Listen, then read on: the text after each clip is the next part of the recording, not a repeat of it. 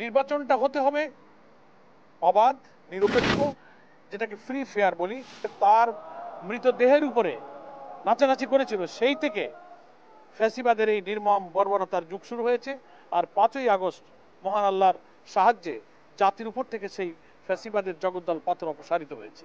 আমরা যে যৌক্তিক সময়ের মধ্যে নির্বাচনের যে দাবিটা করি, আপনারাও প্রশ্ন করেছেন, অনেকে এটা বলেন যে সেই যৌক্তিক সময়ের ব্যাখ্যা কি। আমরা এই ব্যাখ্যাটা এইভাবে নিয়েছি যে নির্বাচনটা হতে হবে অবাধ, নিরপেক্ষ, যেটাকে ফ্রি ফেয়ার বলি, ক্রেডিবল হতে হবে, পার্টিসিপেটরি হতে হবে, ইনক্লুসিভ হতে হবে। তো এটা হতে গেলে ন্যূনতম এই 15 বছরে রাষ্ট্রযন্ত্রের সমস্ত অর্গানগুলো করাপ্ট হয়ে গেছে, পলিটিসাইজ হয়েছে। এটাকে রিফর্ম না করে এই অবস্থায় নির্বাচন করলে সেই নির্বাচন কিন্তু ওই 14, 18, 24-এ আমরা যেমন ভোট দিতে পারি এমন ভোটই হবে। এই কারণে আমরা সংস্কার চেয়েছি আগে। হ্যাঁ, রাষ্ট্রযন্ত্রের সকল অর্গানগুলো একটা অনির্বাচিত কেয়ারটেকার সরকারের পক্ষে সংস্কার করা সম্ভব নয়। ইট উইল টেক টাইম, এর জন্য 5-7 বছর সময় লাগে। নির্বাচিত সরকারের এটা কাজ। তবে একটা সুষ্ঠু নির্বাচন দিতে যেহেতু এই সরকারটা এসছে, এনারা কিন্তু দেশ শাসন করতে আসেন, এনারা একটা ফেয়ার ইলেকশন দিয়ে বিদায় নেবেন।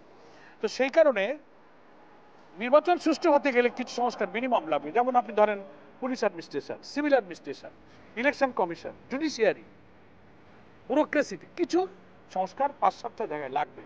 এইটুকু মিনিমাম সংস্কার করতে যেটুকু সময় লাগে, আমি সেটা তো that is up to government. আমরা বলছি যে এটা তো লম্বা সময় লাগার কথা না। এখন আমি মনে করি সময়ের চেয়ে সিচুয়েশনটা ফ্যাক্টর।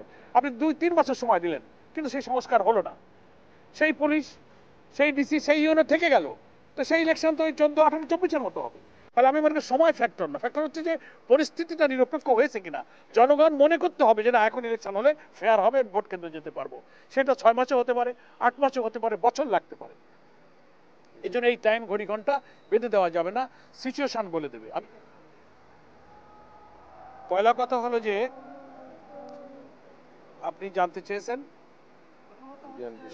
বিএনপির সাথে আমাদের দূরত্ব আছে কিনা। আমরা না না আর যোগ কি, আমাদের বিএনপির সঙ্গে রাজনৈতিক একটি